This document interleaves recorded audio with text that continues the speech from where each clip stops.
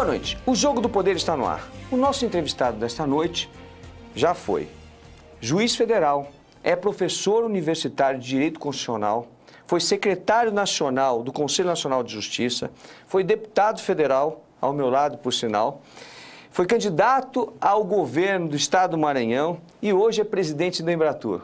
Flávio Dino, como vai? Prazer em tê-lo aqui, viu? Prazer também estar aqui, quero cumprimentar você, toda a equipe da CNT e todos os telespectadores. Doutor Flávio Dino, de juiz para político, são poucas as pessoas que escolhem esse caminho. Por quê, hein? Por acreditar no Brasil, por acreditar na necessidade de continuar a construir a causa, lutar pela causa da justiça. Mudam os instrumentos, muda a forma, muda o alcance da sua atividade, mas eu procuro manter exatamente fidelidade a essa causa da minha vida. Fui juiz por 12 anos, um período bastante bom da minha vida, tenho muita saudade.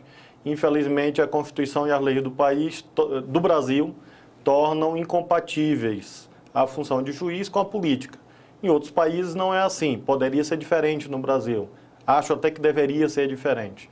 Mas em 2006 tive que fazer essa dura opção. Que é uma dura opção, você larga uma carreira, né, uma carreira bem-sucedida, estava trabalhando bastante, inclusive pela classe, né, tinha um relacionamento muito grande, um relacionamento político, estava aí no caminho de ser desembargador federal e, quem sabe, ministro do Superior Tribunal de Justiça ou do Supremo Tribunal Federal e, de repente, faz um corte drástico na sua vida e larga a magistratura para ser deputado. Mas é importante, Celso, acentuar para você e para todos que nos assistem nesse momento que não me arrependi. Foi uma opção difícil, exatamente por isso que você coloca, há fatores familiares em jogo, fatores... Segurança, né? De segurança pessoal, de estabilidade, de você mesmo. Acho que a opção pela política, nessa quadra histórica do Brasil, é especialmente importante exatamente para combater essa noção generalizada de que a política é um ambiente ontologicamente, essencialmente corrupto, algo execrável. Eu brinco com meus alunos em sala de aula e pergunto, quem quer ser advogado, quem quer ser juiz, promotor? E sempre faço a pergunta, quem quer ser deputado? E às vezes há uma reação até de espanto por parte dos alunos, dizendo, mas como esse professor está propondo algo desta natureza? Como se fosse algo ilícito, algo imoral. E isso é uma visão equivocada, porque na medida que não existem, assim como não existem hospitais sem médicos, ou não devem existir hospitais sem médicos, escolas sem professores, não existe democracia sem políticos, bons políticos, devotados à causa republicana, que separam a esfera pública da vida privada, que compreendem que a sua função não é de acumulação patrimonial para si ou para a sua família, que acreditam mesmo, como nós compartilhamos esses valores, e tantos políticos que infelizmente às vezes não são nem conhecidos ou reconhecidos. Por isso que, decorridos esses 6, 7 anos dessa opção, 6 anos exatamente dessa opção, eu tenho muita tranquilidade, muita serenidade de poder olhar para trás e dizer foi bom ser juiz, mas tenho muito orgulho de servir ao meu país e ao meu estado como político. E as suas opções são firmes, né? Porque você foi deputado federal comigo, por sinal um bom deputado federal, atuante, sai candidato, foi candidato a prefeito, né? E depois, posteriormente, a governador. E quando você deixa, como eu deixei, a condição de deputado para ser candidato ao executivo, você está fazendo uma opção difícil, mais uma vez, porque se eleger governador é muito mais difícil do que ser deputado. Você foi um dos deputados mais votados do seu estado. Na ocasião, eu fui o 4º deputado mais votado do Maranhão, são 18 vagas no nosso estado, e governador é só uma vaga. É exatamente essa a dificuldade.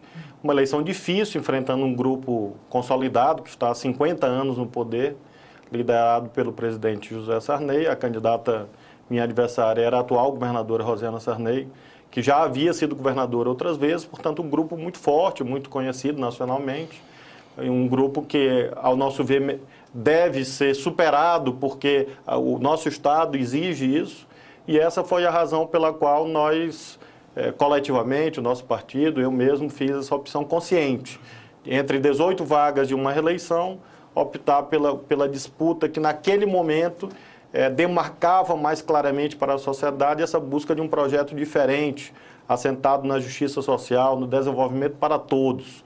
Exatamente os mesmos valores que nós professamos no plano nacional. É fazer com que o nosso Estado, com as suas riquezas, deixe de ser reconhecido como um Estado rico em pobreza, que é o que, infelizmente, hoje, lamentavelmente, acontece. Bom, do direito, de operador do direito, de magistrado a presidente da Embratur. Existe um caminho longo aí. Quando você sentou na cadeira de presidente da Embratur, você pensou como operador do direito? O que você podia fazer pelo Nordeste, por exemplo, para incentivar o turismo lá? Eu pensei, Celso, acima de tudo, que eu tinha que ter um método de aprender com as experiências, aprender com as experiências anteriores, apreender o patrimônio histórico que a Embratur representa nos órgãos mais antigos do Estado brasileiro, completou recentemente 45 anos, e eu fiz um périplo por todos os ex-presidentes de Embratur aos quais eu tinha acesso. Visitei um a um. Jura? Foi assim, um a um. Que bacana. Conheci as experiências de cada período de gestão, vi as políticas de curso de caráter permanente, porque essa ideia da improvisação na administração pública deve ser sempre combatida. Às vezes mudam os governos, mudam os programas, mudam todos os funcionários. Eu não mudei praticamente ninguém na Embratur, mantive a equipe que está lá há muitos anos, consegui a convocação de mais funcionários concursados exatamente para dar mais estabilidade a esse quadro funcional. E olhando para o passado, naturalmente, nós fizemos alguns ajustes a partir dessa metodologia de planejamento estratégico, ajustes na tática, né? Diante da conjuntura especial que o Brasil vive no plano do turismo, na medida que nós temos uma oportunidade única de fato, consolidar o Brasil como um dos destinos turísticos mais conhecidos do planeta. Hoje não é. Nós temos uma fatia de apenas 0,5% do mercado turístico internacional. Estamos crescendo, a economia do turismo é responsável por mais de 10... Mas é muito pouco, né? Perto de um país, é evidente que a Itália tem toda uma história, né? De construção do mundo, mas é muito pouco perto do que a gente vê em países muito menores que têm uma indústria do turismo muito grande. Exatamente isso que nós estamos buscando. Como a partir dessa grande exposição que o Brasil está tendo, seja pela condição de sexta maior economia do mundo, seja pelos êxitos das políticas sociais que foram implementadas nos últimos anos e agora lideradas pela presidenta Dilma, seja pelo fato de nós termos uma democracia política plena, assistimos à instalação da Comissão da Verdade como mais um passo. Então, é um conjunto de indicadores de uma imagem positiva que se projeta ao mundo, que nós precisamos ter a aptidão de utilizar a mega exposição que teremos com os mega eventos para consolidar esse legado, um legado de imagem mais duradouro, que se reverterá, esperamos nós e acreditamos, em muitas décadas, inclusive na indústria do turismo. Nós analisamos sempre, referimos sempre o caso da cidade de Barcelona, que se tornou um dos maiores destinos turísticos do planeta, exatamente porque aproveitou bem a oportunidade de sediar os Jogos Olímpicos. Então, por isso, nós estamos hoje muito focados nessa questão dos eventos, não apenas por eles em si mesmos, mas exatamente por essa visão mais estratégica do que está adiante, o que pode acontecer após esse grande ciclo que será inaugurado daqui a um mês, com a realização da Conferência Rio+20. É verdade. E aí você assume a Embratur exatamente com uma missão grande, Rio+20, Olimpíadas e a Copa do Mundo. Logo a semana que vem, nós temos, semana que vem, né? Começam os preparativos da Rio+20, né? Já estão em curso. A conferência é de 12 a 23. Exatamente. Da Rio+20. Depois, as Olimpíadas, a Copa do Mundo, são grandes eventos. Como é que, na condição de presidente da Embratur, você está trabalhando para receber esses eventos no país? Nós temos um planejamento aprovado em 2009, que é o Plano Aquarela 2020, que projeta exatamente as metas, seja do ingresso de divisas, seja do ingresso de turistas para após o ciclo de mega eventos. Ano a ano, nós estamos cumprindo essas metas.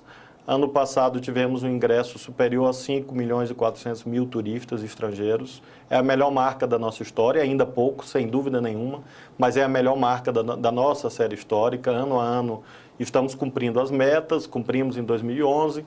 No que se refere ao ingresso de divisas, ultrapassamos a meta era 6 bilhões e 400 milhões de dólares, oriundos da atividade do turismo.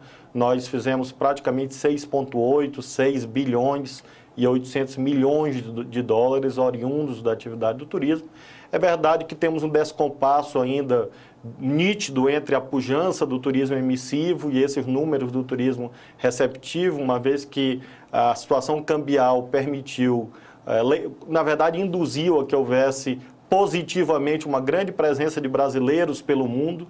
Nós não achamos que é negativo que os brasileiros viajem, é um absurdo imaginar que nós temos que ter como meta reduzir a saída de brasileiros para o exterior, porque isso é um aprendizado. É cultura, né? Cultura para o nosso país, significa elevação da qualidade de vida do nosso povo, significa oportunidade de lazer, democratizar a oportunidade de lazer. Até porque todos aqueles que viajam, principalmente aqueles que são formadores de opinião, trazem modelos de cidadania que são extremamente importantes para o país. Não há dúvida. E isso significa que o nosso país está no caminho certo. Até em termos de projeção de imagem, essa grande presença dos brasileiros deve ser saudada.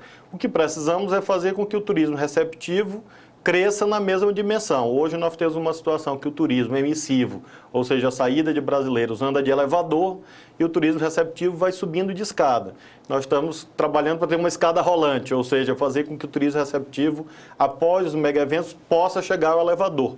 Que, em termos práticos, significa dobrar o ingresso de turistas, ou seja, sair do patamar de 5,5 milhões para 10 milhões de turistas, o que equivale a 1% do mercado turístico mundial. É um patamar mais compatível com as potencialidades e com essa condição que o Brasil hoje ostenta de uma das grandes potências do planeta, e triplicar o ingresso de divisas, chegando próximo dos 20 bilhões de dólares, e com isso zerando o déficit que nós temos hoje nessa transação no que se refere à conta turismo. E a síntese desse potencial turístico do Brasil está na nossa gente, está naquilo que nós somos, na nossa cultura, portanto, que é a liga, o elemento de ligação e que, ao mesmo tempo, é a distinção do Brasil como destino turístico em relação a outros países do mundo que competem conosco.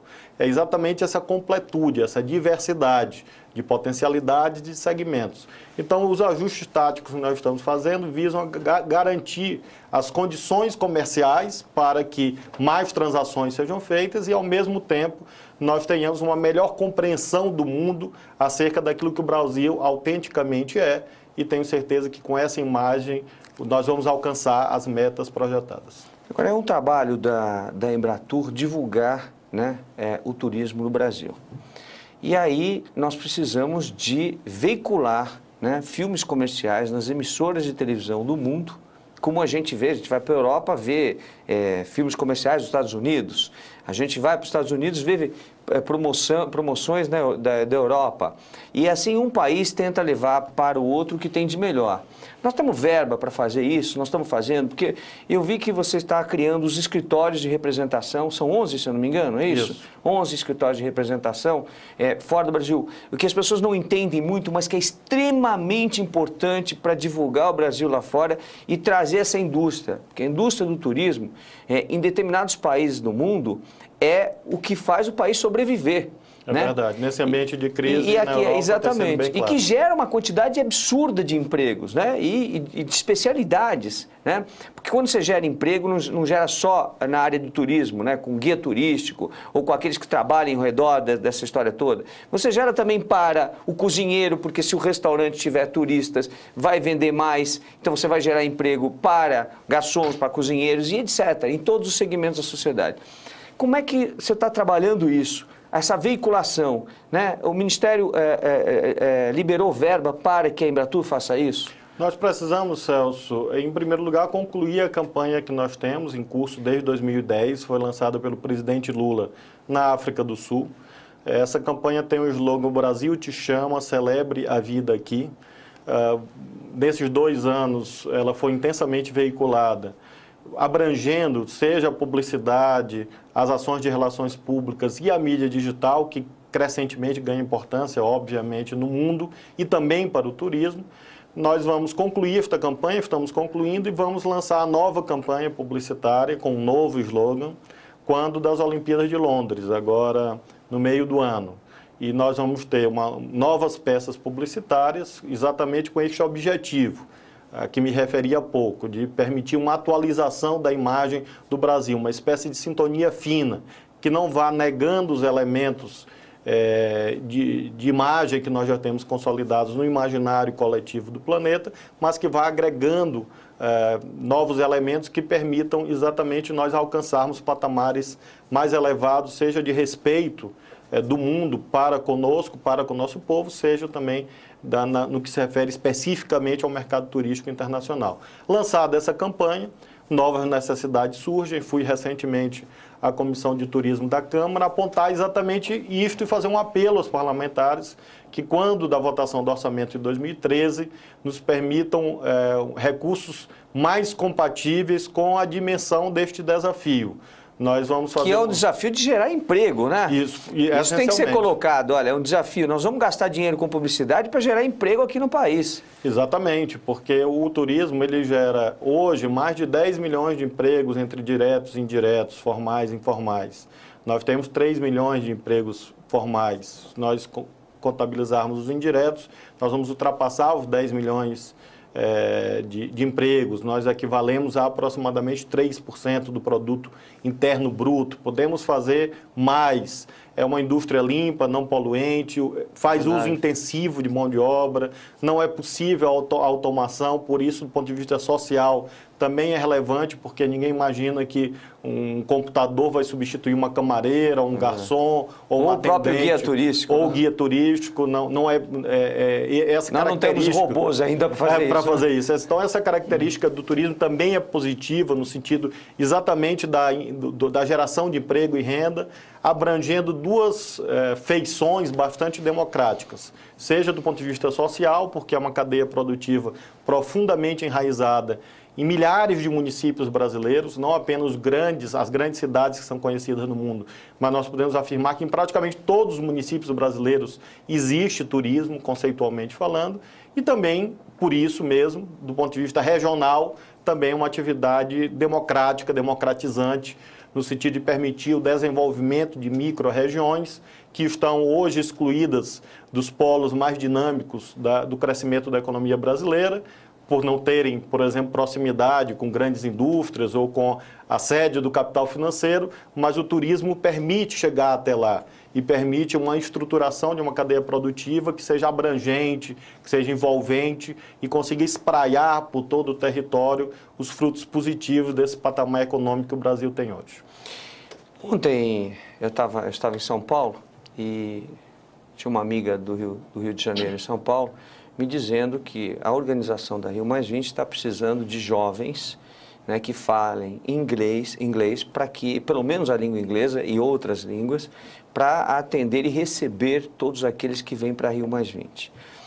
E a minha pergunta é a seguinte: nós estamos preparados para receber esse mundo de turistas que vem aí para as Olimpíadas, para a Copa do Mundo, considerando que só para esse evento eles estão procurando 800 jovens, né? É um número grande, e com dificuldade, porque o jovem tem que ter boa aparência, tem que falar bem a língua inglesa, tem que ter um curso universitário. Nós estamos fazendo o que exatamente para treinar o pessoal, para que as pessoas falem pelo menos inglês, considerando que taxista precisa falar inglês, né? O pessoal que trabalha nos hotéis precisa falar inglês, os turistas, os agentes do turismo têm que falar inglês. O que a gente está fazendo para isso? Celso, é importante nós calibrarmos as expectativas em relação aos eventos. Os eventos ocorrerão no Brasil e serão um grande sucesso. Por vezes, nós encontramos, às vezes, na rua, pessoas dizendo: isso não vai dar certo, o Brasil não tem condições de dar conta dessa tarefa. E, no outro extremo, há um ufanismo que imagina que todos os problemas nacionais serão resolvidos como se fosse uma espécie de mágica. O nosso país é este, com a nossa história, que nós conhecemos tão bem, e nós temos, sim, dificuldades em vários planos, dificuldades derivadas de vários desacertos históricos na nossa trajetória, mas eu acredito que estamos avançando, inclusive no que se refere à formação e capacitação de mão de obra. Especificamente para os eventos, hoje praticamente todos os governos estaduais e muitas prefeituras, através das secretarias de trabalho e emprego, das secretarias de turismo, as secretarias especiais da Copa, mantêm cursos permanentemente, inclusive no que se refere a essa habilidade básica, pelo menos do domínio de um outro idioma para facilitar a comunicação e a realização de uma transação. Eu posso te afirmar que a indústria do turismo no Brasil, a hotelaria, por exemplo, está preparada sim, porque nós temos uma boa rede e nós temos uma ampliação com investimentos públicos e privados de cerca de 10 bilhões de reais, que vão resultar em que a cadeia produtiva do turismo, no que se refere inclusive à qualidade da mão de obra, esteja apta a receber, no caso da Copa do Mundo, por exemplo, 600 mil turistas estrangeiros. Agora precisamos fazer mais. Temos um tempo até a Copa do Mundo de aproximadamente 2 anos. É hora, sem dúvida, de intensificar qualificação de quem já está no mercado de trabalho. E formação, como você referia ainda há pouco, esse exemplo dos jovens que precisam ou podem ter uma oportunidade de se integrar ao mundo do trabalho, quem sabe pela primeira vez, ao trabalhar em um desses eventos, que vai inclusive engrandecer o seu currículo profissional para, após os eventos, conseguir uma colocação permanente no mercado de trabalho nesse cenário de competitividade. Então, nas duas pontas, o Ministério do Turismo vem atuando para que haja parceria, inclusive com o Pronatec, que é o programa do Ministério da Educação, voltado especificamente ao turismo, assim como o Ministério do Trabalho e Emprego mantém os Plansecs, que tem vários ramos, inclusive ramos voltados para o turismo. Então, em síntese, eu te diria que há um esforço muito grande de formação e qualificação de mão de obra, e eu acredito que agora na Rio+20, um evento localizado, evidentemente, essencialmente no Rio de Janeiro e cidades do entorno, no que se refere à capacitação de mão de obra, e até a Copa do Mundo, que é um evento de dimensão nacional, aí sim, envolvendo praticamente todo o nosso território. Esses esforços hoje em curso serão bem-sucedidos e nós vamos ter as condições básicas. Como disse, não é varinha de condão e dizer que repentinamente nós vamos alcançar patamares que outros países conseguiram depois de séculos de investimento em políticas educacionais. Naturalmente, isso não vai acontecer por encanto em 2 anos, mas as condições básicas com certeza acontecerão e aqueles profetas do caos não terão razão e nós vamos poder celebrar, quem sabe, até uma conquista esportiva, né, com a vitória das nossas seleções. Você tem sido duro nos últimos dias, e com toda razão, preocupado com a questão dos preços no Rio de Janeiro em relação à hotelaria. E a coisa é tão grave. Ontem, conversando com o pessoal do Rio, eles me diziam que as pessoas que querem vir para a Rio+20, que não são as autoridades que já estão convidadas, estão com dificuldade para achar acomodação, ou porque os hotéis estão extremamente caros, superfaturados, e até chegam ao ponto de estarem alugando apartamentos em vários pontos do Rio de Janeiro, temporariamente, para poder se hospedar. E aí eu vi que você veio firme, dizendo, olha, não vou admitir que os hotéis continuem agindo dessa forma, porque, de fato, assusta. Como é que está essa situação do Rio de Janeiro? É uma situação que vem sendo acompanhada por todo o governo, vários órgãos de governo, entre os quais a Embratur, exatamente com essa diretriz. Nós temos que ter muita responsabilidade com essa grande exposição que o Brasil terá. É uma oportunidade e é um risco. E nós não podemos deixar que aspectos negativos venham a prevalecer. Esse é um esforço de todo o país. Então nós queremos que todos ganhem. E para que todos ganharem, inclusive a indústria hoteleira, é importante que haja preços justos. O que nós estamos colocando não é contra o lucro ou contra a liberdade empresarial, muito ao contrário, até porque seria inconstitucional. Mas o lucro justo não se confunde naturalmente com o abuso. e esse abuso às vezes é sustentado por uma má compreensão da lei da oferta e da procura, como se pelo fato de haver demanda, uma demanda aquecida, os preços pudessem ir à estratosfera de modo sem gerar consequências. O que nós estamos alertando, em primeiro lugar, no âmbito da negociação que foi estabelecida com o governo, é de que o nosso governo não vai permitir que haja abuso nessa compreensão da chamada lei da oferta e da procura. Um aumento arbitrário de lucros, nós temos um Código de Defesa do Consumidor, temos a Lei de Defesa da Concorrência e o governo não hesitará em usar todos os seus instrumentos para garantir que todo o Brasil ganhe. Na medida em que algum segmento empresarial eventualmente maximize seus lucros, nós teremos danos à imagem do país. Exatamente. E nós teremos uma injustiça, portanto. Esses eventos todos que ocorrerão no Rio de Janeiro e em outras cidades brasileiras são fruto dos impostos de todos os brasileiros. Se uma pessoa eventualmente vem para qualquer cidade do nosso país, não particulariza no Rio de Janeiro, e sai com uma imagem negativa, por exemplo, no que se refere ao preço da hotelaria ou dos serviços, isso é um dano de imagem que reverbera em milhares de pessoas pelas redes sociais, reverbera nos países de origem dessas pessoas por décadas. E é esse senso de responsabilidade que nós estamos muito enfaticamente, com muita serenidade, mas com muita ênfase, colocando neste momento para, especialmente, tendo em vista Rio+20, para a hotelaria, para as empresas do Rio de Janeiro. E temos tido até aqui, felizmente, faço questão de fazer esse reconhecimento, uma boa compreensão da maioria dos empresários. Temos tido sucessivas rodadas de negociação envolvendo o governo federal e a operadora contratada para o evento. Já temos a garantia de uma redução significativa dos preços, queremos reduzir mais, vamos continuar no caminho do diálogo, mas vou externar novamente uma posição não da Embratur, a posição de governo. Os abusos, aqueles que insistirem numa visão egoística, numa visão imediatista, numa visão gananciosa, e que com isso podem macular não a imagem da sua empresa, mas a imagem do destino turístico Brasil, terão o tratamento que a lei determina.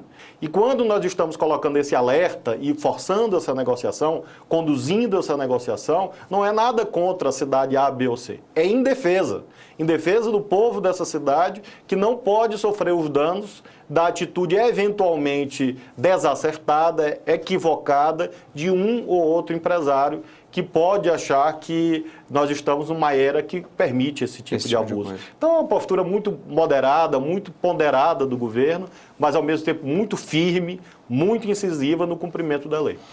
É importante lembrar que o Código de Defesa do Consumidor estabelece para esse tipo de prática abusiva, está no artigo 39 do Código de Defesa do Consumidor, né, exigir vantagem manifestamente excessiva do consumidor, que, primeiro, qualquer órgão de defesa do consumidor, começando pelo Departamento de Proteção e Defesa do Consumidor do Ministério da Justiça, que é conveniado com a Embratur, pode requisitar, não é pedir não, é requisitar documentos que comprovem que os preços praticados atualmente são os preços praticados nos meses anteriores ou nos anos anteriores.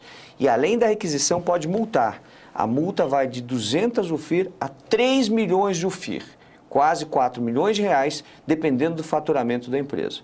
Então, eu acho que são mecanismos fortes para impedir. E eu tenho certeza absoluta que a hotelaria, os donos de hotel do Rio de Janeiro vão repensar isso e vão ajudar o Brasil a crescer. Eu acredito nisso, nós temos tido várias reuniões no ótimo clima, vamos estender isso a outras cidades brasileiras.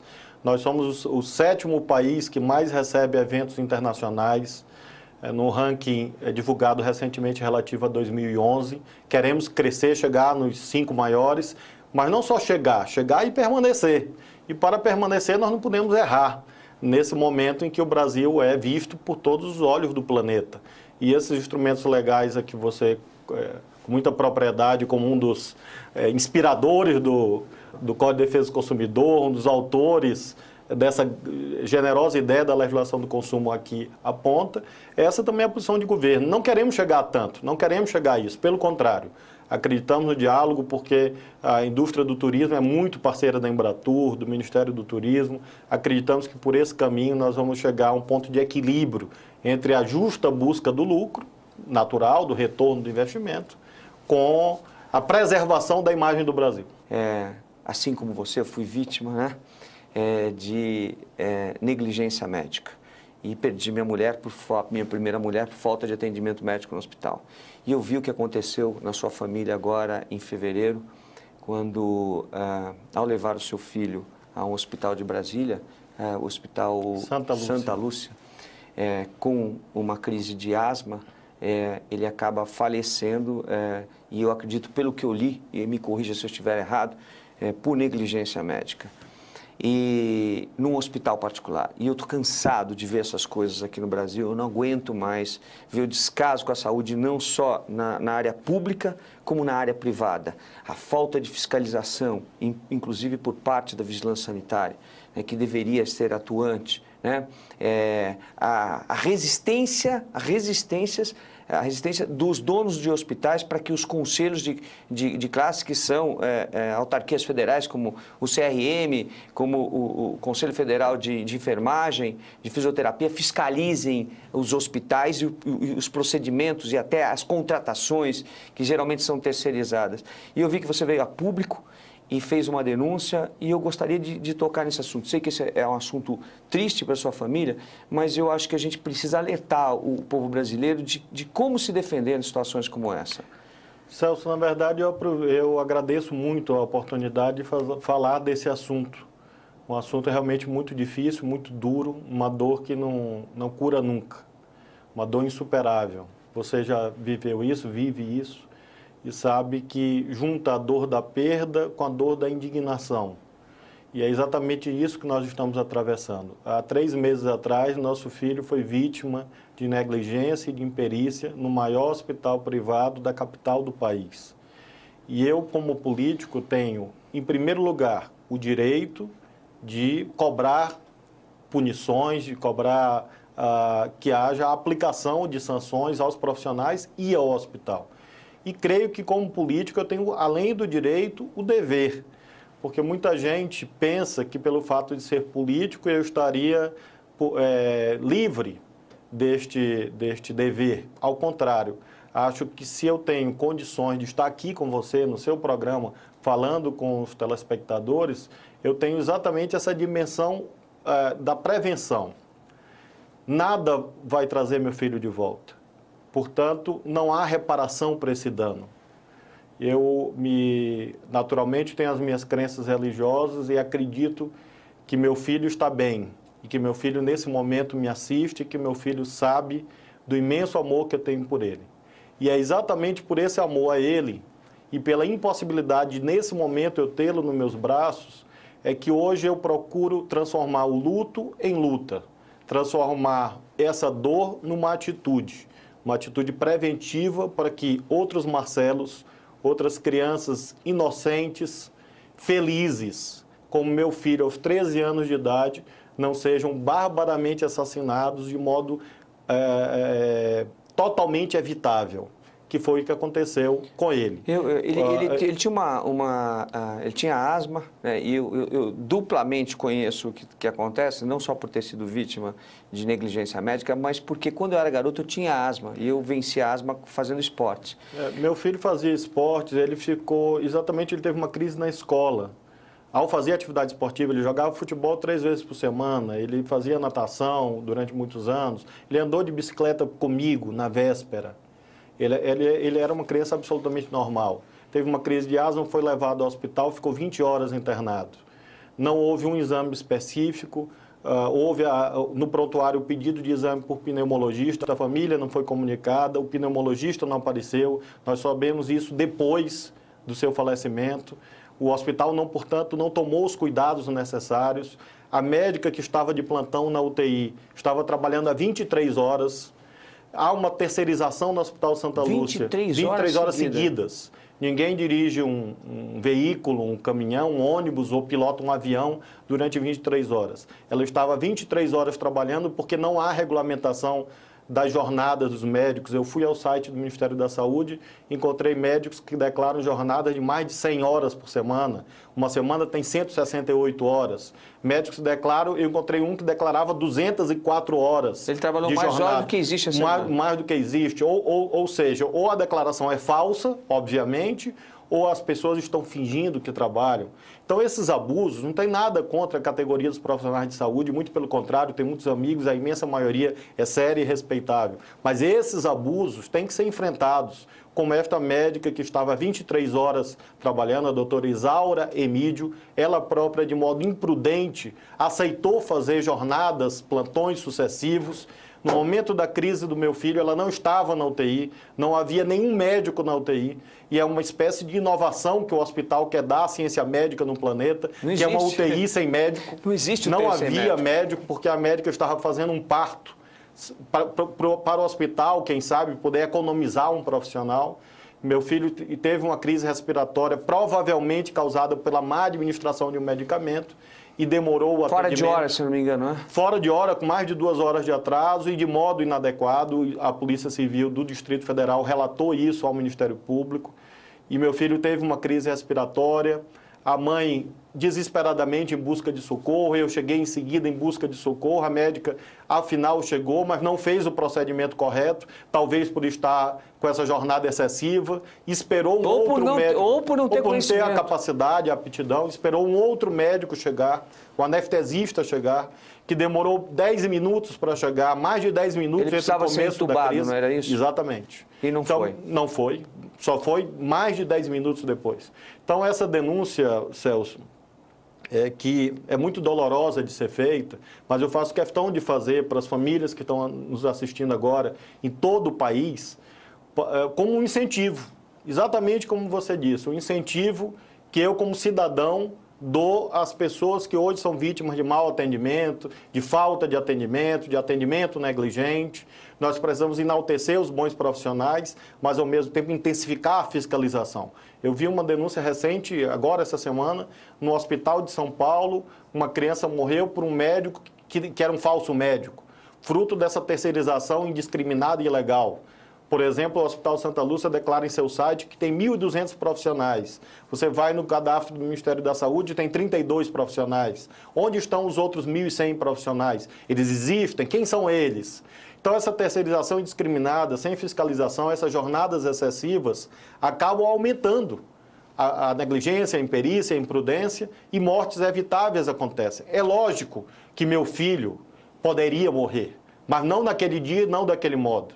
Então, essa é um tema que, como disse a você, eu agradeço a oportunidade dele falar, embora ele renove a dor, mas, ao mesmo tempo, é um gesto de amor ao meu filho. E é, sobretudo, essa visão de que o Brasil, a sexta maior economia do mundo, tem que ser o sexto maior país em qualidade de vida, como a presidenta Dilma disse. E essa luta nossa da saúde, como vítimas, eu, você, como vítimas e tantas vítimas que nos assistem, tem esse sentido cidadão de garantir qualidade de vida ao nosso povo, e isso virou a causa principal da minha vida. Hoje eu sou presidente da Embratur, fui deputado, fui juiz, sou político no Maranhão, tenho esse compromisso com o meu estado, com o meu país, mas hoje, por sobre e ligando todas as dimensões da vida, está exatamente esse compromisso que nasce do amor ao meu filho, para que a saúde brasileira possa evitar casos como esse, casos que chocam a sociedade e que causam dores incuráveis, que mudam a vida de famílias, destroçam sentimentos. Destroem as famílias. Destroem sonhos, destroem, num certo sentido, esperanças, e por isso que eu estou aqui também, aproveitando essa entrevista, falando de coisas boas, positivas sobre o nosso país, mas como, inclusive disse ao longo do programa, não podemos ter uma atitude ufanista. Temos problemas, e um dos grandes problemas está exatamente nessa questão da saúde pública e da saúde privada. Hospitais que buscam apenas o lucro imediato, de modo ganancioso, descumprindo, por exemplo, o Código de Defesa do Consumidor.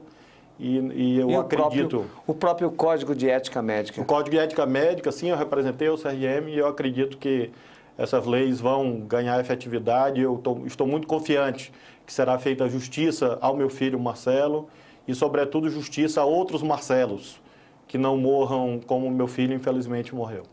Olha, eu queria aproveitar o ensejo para dizer para você que está nos assistindo que o que você deve fazer quando você for vítima de erro médico, negligência, imperícia, imprudência. A primeira coisa é o prontuário médico. Urgentemente você tem que requisitar o prontuário médico, porque é do paciente, o prontuário médico não é do hospital. Está muito claro no Código de Defesa do Consumidor e está muito claro no Código de Ética Médica. A segunda coisa é fazer um boletim de ocorrência. E nunca deixe enterrar a vítima sem antes fazer uma necrópsia. Sempre solicite ao delegado de polícia isso, porque aí você começa a identificar a causa-morte e defender os seus direitos. Eu queria fazer essa orientação para que as pessoas saibam como se comportar e como agir, porque talvez aí a gente consiga, Flávio, melhorar um pouquinho a qualidade da saúde no país, né?